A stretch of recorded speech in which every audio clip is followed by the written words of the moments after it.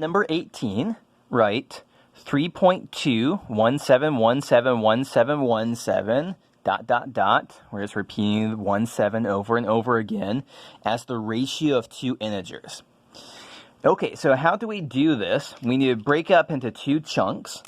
One chunk is the non-repeating part, and one chunk is the repeating part. The repeating part we're going to do with a geometric series. That's why this problem belongs in this section. Okay, so what is going on here? 3.2, writing this as a fraction, is 16 over 5. So that's part of it. Now the interesting part is going to be dealing with the 0.017171717, these terms here. So what we're going to do is that we're going to break it up into different chunks based off of the different where the 17 lies. So we're going to write this infinite decimal as a sum of terminating fractions, 0.017 plus 0.00017. So this term, let me draw here, this term corresponds to this chunk, this term here corresponds to this chunk, the next one, 0.02345517. So that chunk right there corresponds to that. So we rewrite our non-terminating repeating decimal as a sum of infinitely many finite, terminating, when I say finite there, I mean terminating decimals. And so each one of these we can write as a fraction. So this is 17 1/1000ths.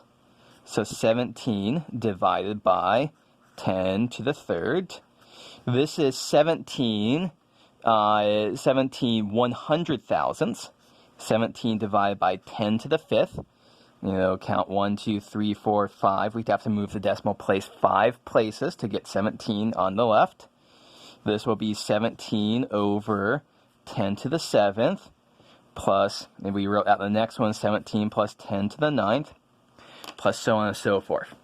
So what do we see here? This is a geometric series with first term, C is 17 divided by 10 cubed, and the ratio here, the denominator goes up by a factor of 10 squared each time, so the ratio is 1 over 10 squared, that's 1 over 100. So the formula for the sum of a geometric series applies here. Our ratio is less than 1 in absolute value, and we end up with C over 1 minus R is 17 divided by 1,000, all of that divided by 1 minus R, 1 minus 1 over 100. So let's rearrange this just a bit.